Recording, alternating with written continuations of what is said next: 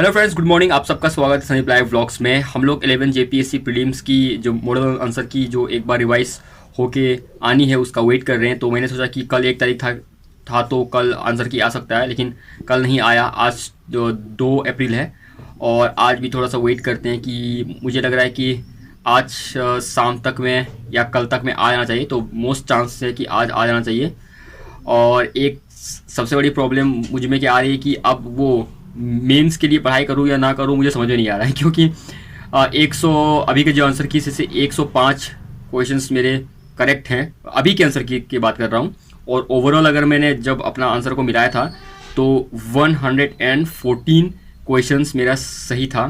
तो जो आंसर की आने के बाद में वो घट के 105 हो गया। अब आयोग अगर उस सब चीज़ को क्वेश्चंस को अगर चेंज करती है तो मुझे लगता है कि काट कूट के 111 सवाल होना चाहिए। 111 टू 112, उससे ज़्यादा तो नहीं होना चाहिए, क्योंकि बहुत ऐसा सवाल है जिसमें आयोग क्या करेगी नहीं करेगी कुछ समझ में नहीं आ रहा है। तो अब एक प्रॉब्लम आ रही है कि अब मेंस के लिए स्टडी करूँ तो कैसे करूँ। मतलब वो फुल एक जो होता है कि मतलब पढ़ना है, मेंस के लिए पढ़ना है, वो चीज़ हो नहीं पा रही है। स्पेशली जब आपको आंसर की इस तरह का आंसर की अगर दिया जाए तो जहाँ क्या होगा नहीं होगा कुछ इस तरह का पॉइंट में हम लोगों को खड़ा करके रख दिया। तो फिर मैं सोचता हूँ कि नहीं, एक तरफ से ये सब अच्छा है, हम लोग अपना माइंड को उतना एक्टिव बना रहे हैं कि सिचुएशन जो भी हो, जिस चीज़ में हमने फोकस करी है उस फोकस रहते हुए हमें काम करना है। तो अपनी मैं भी बोल रहा हूँ कि मेंस के लिए मैं कैसे कर रहा हूँ। तो मेंस के लिए जो मेरा पेपर है लैंग्वेज पेपर, उसका मैं एक एक टॉपिक फ़िलहाल के भी उठा रहा हूँ, एक एक टॉपिक। और एक जो जीएस का जो टॉपिक है, तो अभी जीएस में मैं इकोनॉमी को उठा रहा हूँ। और इकोनॉमी में स्पेशल जो झारखंड इकोनॉमी है वो उसको उठा के उसको धीरे धीरे इसको कंप्लीट करने की कोशिश कर रहा हूँ। हाँ, वंस एक बार अगर रिजल्ट आ जाती है, अगर आप सबको सपोर्ट और प्यार से अगर सपोज दैट अगर प्रीलिम्स निकल जाता है तो फिर जो ये जो पढ़ाई चल रही है इसको और रफ्तार कर देना है। और मेंस एग्ज़ाम कब होगा एक आइडिया मैं लगा रहा हूँ, ओपिनियन मे बी मैं गलत हो सकता हूँ पूरा।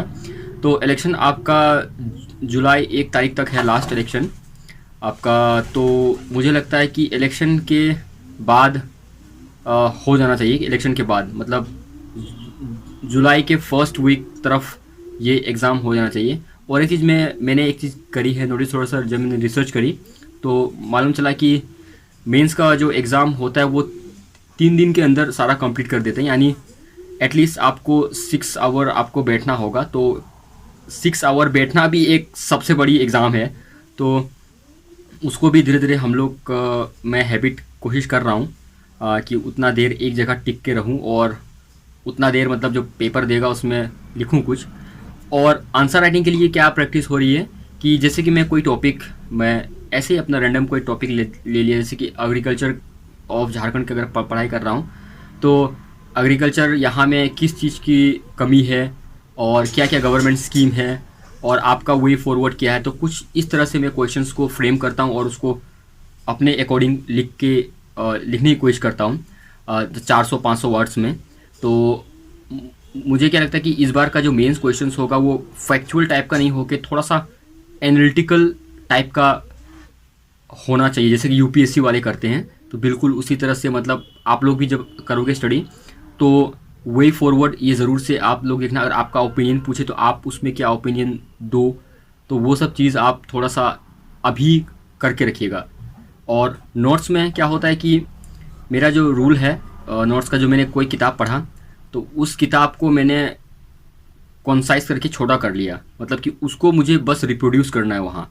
तो अगर 500 वर्ड्स का है तो 500 वर्ड्स में एक एक जो फुल स्केप होता है, एक फुल स्केप में ऐसे पॉइंट वाइज लिख लिया। अगर कहीं कहीं डायग्राम या ग्राफ बनाने का हुआ तो ग्राफ बना लिया।